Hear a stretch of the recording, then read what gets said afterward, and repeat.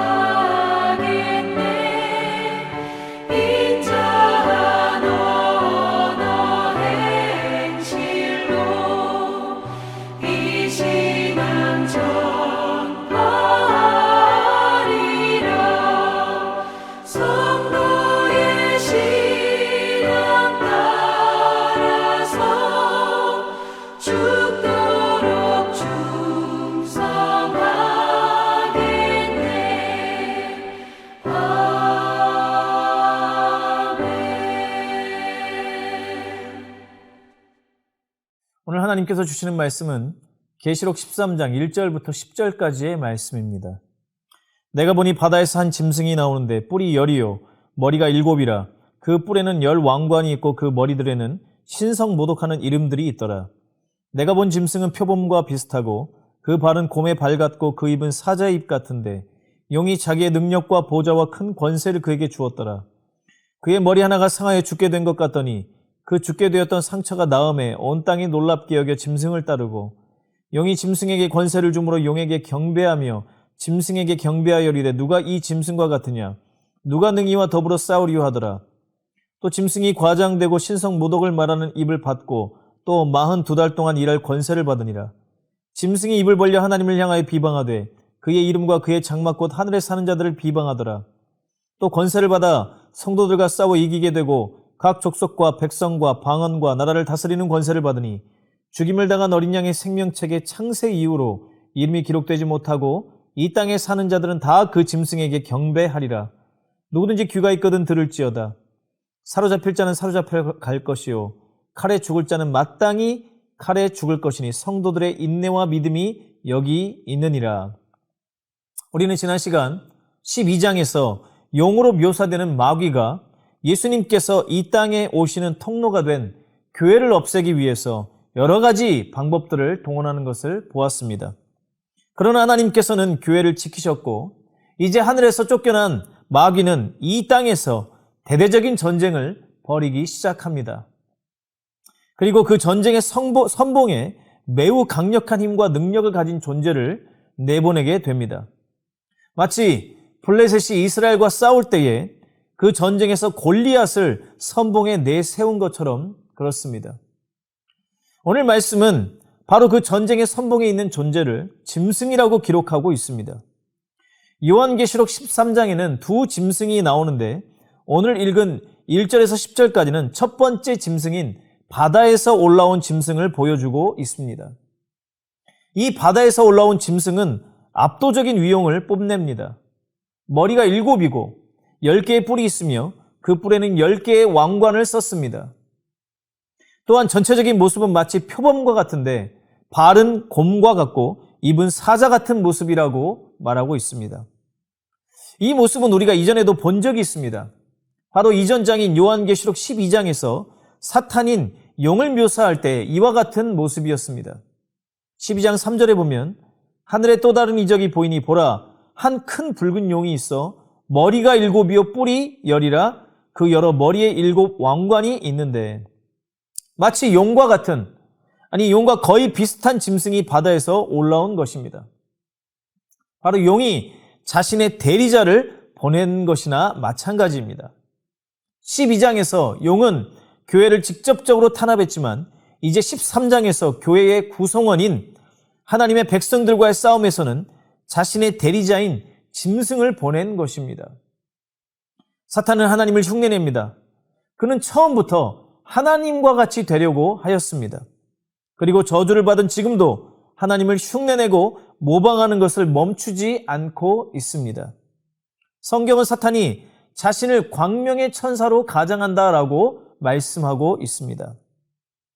하나님께서 우리를 죄에서 구원하시기 위해서 자신과 같은 하나님의 본체이신 예수 그리스도를 보내신 것과 같이 사탄도 그것을 흉내내서 자기와 똑같은 짐승을 세상으로 보낸 것입니다. 오늘 말씀 2절에 보면 용이 그 짐승에게 능력과 보좌와 큰 권세를 주었다고 말하고 있습니다. 이 역시 하나님께서 그 아들 예수 그리스도께 능력과 권세를 주신 것을 그대로 모방하고 있습니다. 그리고 짐승에게 벌어지는 일까지도 예수 그리스도께서 행하신 일을 따라하고 있는 것을 우리는 보게 됩니다. 3절에 보면 그 짐승의 7개의 머리 중에 하나가 거의 죽게 되었는데 그 죽을 정도의 상처가 아물더니 다시 살아나게 된 것입니다. 이것을 본 수많은 사람들이 바로 그 짐승을 놀랍게 여기고 따르게 되었다라고 말씀하고 있습니다. 예수님께서 이 땅에 오셔서 십자가를 지시고 죽으시고 부활하심으로 온 우주 만물 가운데 능력으로 하나님의 아들로 선포되신 것처럼 그것을 흉내냈습니다. 다만 사탄은 완전히 죽은 것을 살려낼 능력이 없기 때문에 짐승의 머리 중 하나는 거의 죽게 된 것이지 완전 죽은 것은 아니었습니다. 아무튼 이것을 본 사람들은 쉽게 말하면 기적이 일어났다라고 생각하면서 그 짐승을 따르고 숭배하게 된 것입니다. 이 짐승이 하는 일은 하나님을 모독하고 교회를 비방하는 것이었습니다. 아까 골리앗을 말씀드렸는데 골리앗도 이스라엘에게 싸움을 거면서 하나님을 모독하고 또 이스라엘 백성들을 비난했습니다. 그리고 골리앗과 같이 하나님의 백성들에게 싸움을 걸어서 잠시긴 하지만 하나님의 백성들도 이겼다라고 성경은 기록하고 있습니다. 이 짐승은 누구 혹은 무엇입니까? 오늘 요한계시록 13장에 등장하는 두 짐승은 다니엘서의 기초를 두고 있습니다. 구약성경 다니엘서 7장에 4마리의 짐승이 등장하는데 그 짐승들의 모습을 합해 놓은 것이 바로 오늘 계시록 13장에 등장하는 첫 번째 짐승의 모습입니다. 다니엘서에서는 그 짐승에 대해서 이렇게 말씀하고 있습니다. 다니엘 7장 17절 말씀에 보면 그 네 큰 짐승은 세상에 일어날 네 왕이라. 바로 다니엘서의 짐승들은 네 왕으로 대표되는 세상 국가 권력을 말하는 것입니다. 역사적으로는 바벨론, 페르시아, 헬라, 로마의 네 제국을 의미하는 것이었습니다. 이 국가들은 악한 왕들을 앞세워서 교회와 성도들을 탄압했습니다.